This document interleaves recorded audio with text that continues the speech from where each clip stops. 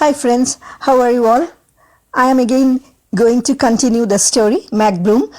Small story within the big heading is McBroom tells the truth. So last time we saw that bean boom in McBroom's 1 acre farm, and he has come, and McBroom is kind of cautious because he understood that this man is not a very good man. He must be having some, ill feeling. So let's continue the story and see what happens. Folks in town had told me that Mr. Heg Jones had the worst farmland in Iowa. He could not give it away. Tornado winds had carried off his topsoil and left the hard pan right on top. He had to plow it with wedges and a sledgehammer. One day we heard a lot of booming on the other side of the hill, and my youngsters went up to see what was happening. It turned out he was planting seeds with a shotgun. Meanwhile, we went about our business on the farm. I don't mind saying that before long we were showing a handsome profit. Back in Connecticut, we had been lucky to harvest 1 crop a year. Now we were planting and harvesting 3-4 crops a day. But there were things we had to be careful about. Weeds, for one thing. My youngsters took turns standing weed guard. The instant a weed popped out of the ground, they would race to it and hoe it to death.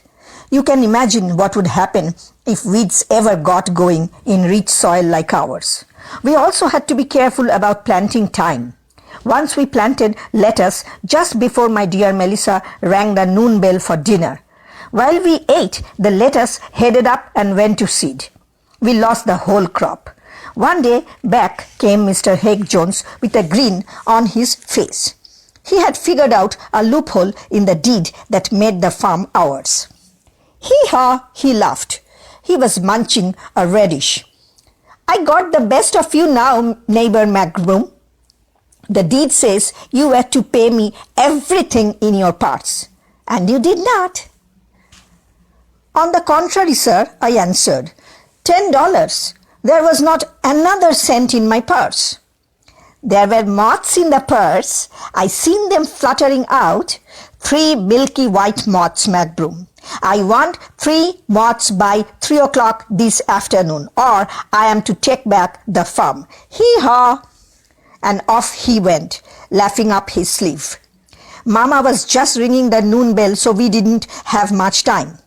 Confounded that man, but he did have his legal point.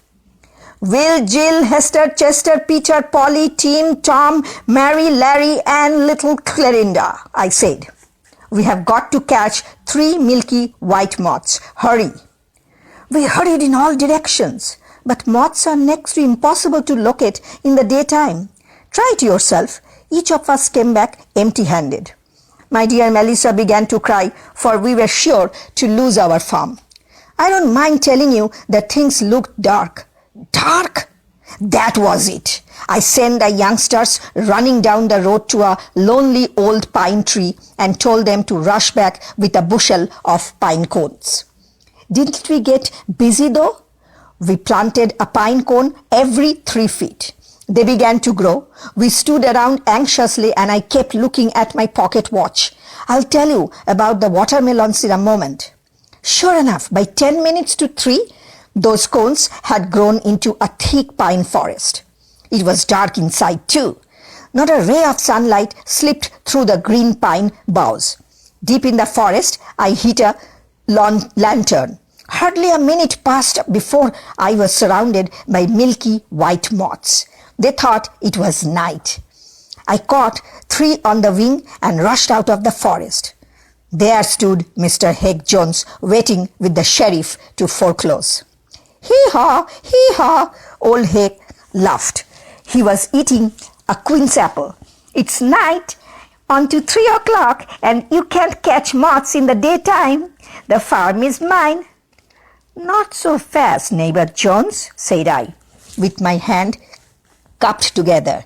Here are the 3 moths. Now, skedaddle, sir, before your feet take root and poison ivy grows out of your ears. He scurried away, muttering to himself. My dear Melissa, I said, that man is up to mischief. He will be back. It took a good bit of work to clear the timber, I'll tell you. We had some of the pine milled and built ourselves a house on the corner of the farm. What was left we gave away to our neighbors. We were weeks blasting the roots out of the ground. But I don't want you to think there was nothing but work on our farm. Some crops we grew just for the fun of it. Take pumpkins. The vines grew so fast that we could hardly catch the pumpkins. It was something to see. The youngsters used to wear themselves out running after those pumpkins. Sometimes they would have pumpkin races. Sunday afternoons, just for the sport of it, the older boys would plant a pumpkin seed and try to catch a ride. It was not easy. You had to grab hold the instant the blossom dropped off and the pumpkin began to swell. Whoosh! It would yank you off your feet and take you whizzing over the farm until it wore itself out. Sometimes they would use banana squash, which was faster, and the girls learned to ride corn stalks like pogo sticks. It was just a matter of standing over the kernel as the stalk came bursting up throughout the ground. It was good for quite a bounce. We would see Mr. Heck Jones standing on the hill in the distance and watching. He was not going to rest until he had pried us off our land.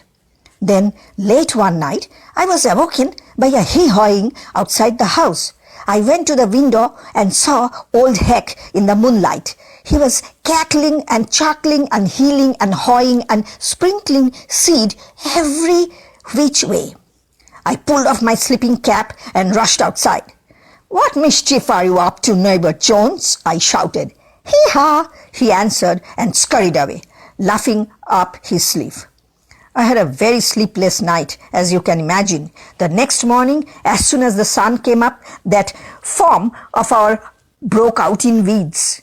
You never saw such weeds. They heaved out of the ground and tumbled madly over each other, chickweed and milkweed, thistles and wild morning glory. In no time at all, the weeds were in a tangle several feet thick and still rising. We had a fight on our hands. I tell you, Will, Jill, Hester, Chester, Peter, Polly, Tim, Tom, Mary, Larry, and little Clorinda. I shouted, "There's work to sow." We started hoeing and hacking away. For every weed we uprooted, another reseeded itself. We were a solid month battling those weeds. If our neighbors hadn't pitched in to help, we would still be there burning weeds. The day finally came when the farm was cleared and up popped old Heck Jones. He was eating a big size of watermelon.